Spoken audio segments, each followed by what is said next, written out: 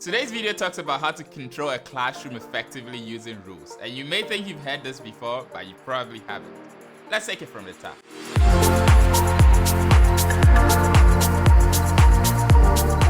Sanctions, whether reasonable or unreasonable, are hinged on leverage.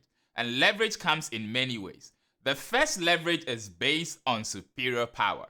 I'm the powerful one, you are the lesser one, you have but the affinity to take it, and I have the power to punish.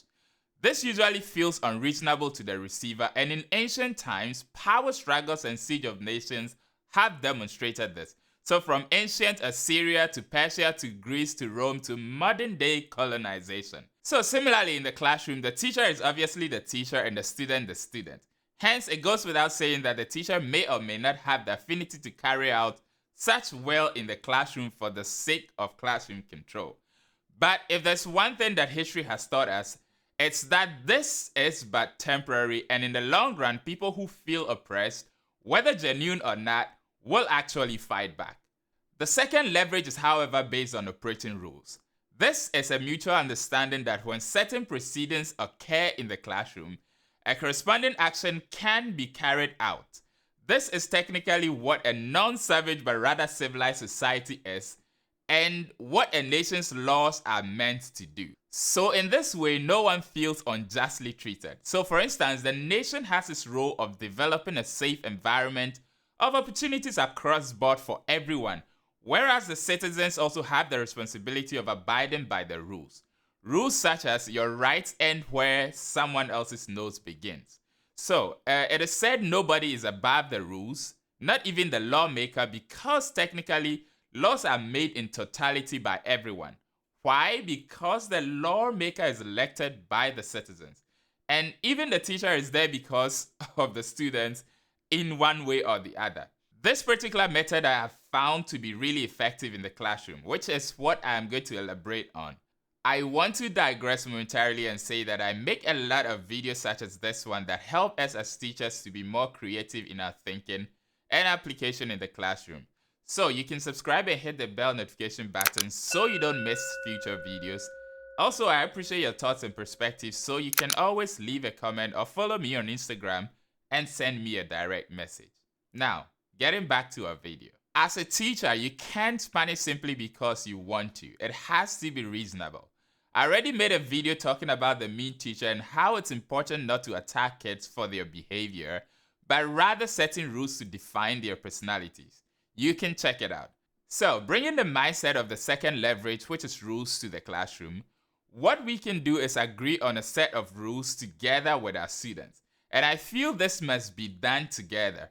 If you have any comments about this, you can leave it down below so I know your perspective on this. So why do we agree together? First of all, they don't feel oppressed this way, because there's a mutual understanding between teacher and student. One teaches and one learns, and they feel they have some real estate in the whole teaching and learning process. Secondly, there's a motivation to obey the rules as should be, because they are clear and well known to everyone, and mainly because they were agreed upon by both the teacher and the student. And lastly, because when something goes right or wrong, rewards or punishments don't feel out of place since they have already been discussed. So in order to carry out this method of operation effectively, there are three things that must be clear and agreed upon by both the teacher and the student.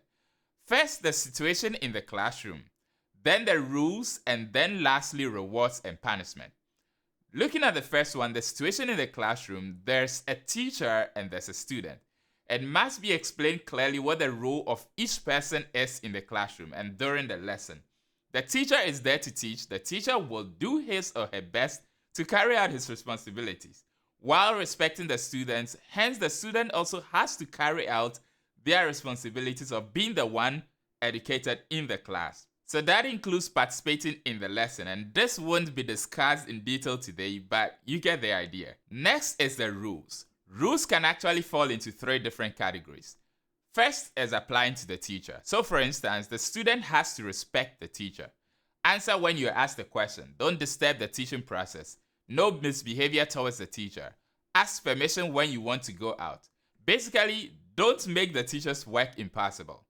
Second is applying to a student himself or herself. The students must be mindful of themselves, not doing anything that makes it impossible to participate in the lesson.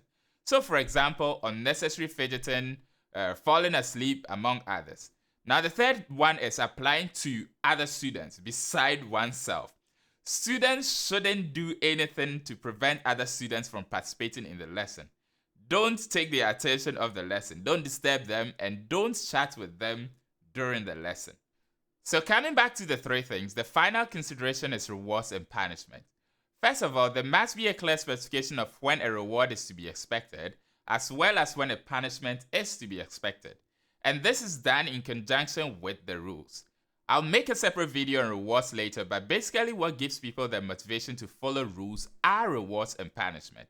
So in a nationwide campaign, rewards may not be as applicable as punishment, but in the classroom environment, both can and should be implemented effectively. And there's so many ways to do this. So little rewards such as a star drawn out against an individual or team's name, to stickers, to even bigger ones such as balloons and candies. Now punishments also may range from letting a student stand up during a lesson, taking away their toys or stickers, or cleaning off a star at the end, among others. Now in conclusion, 1. Going into a lesson, let everyone know their role in the lesson.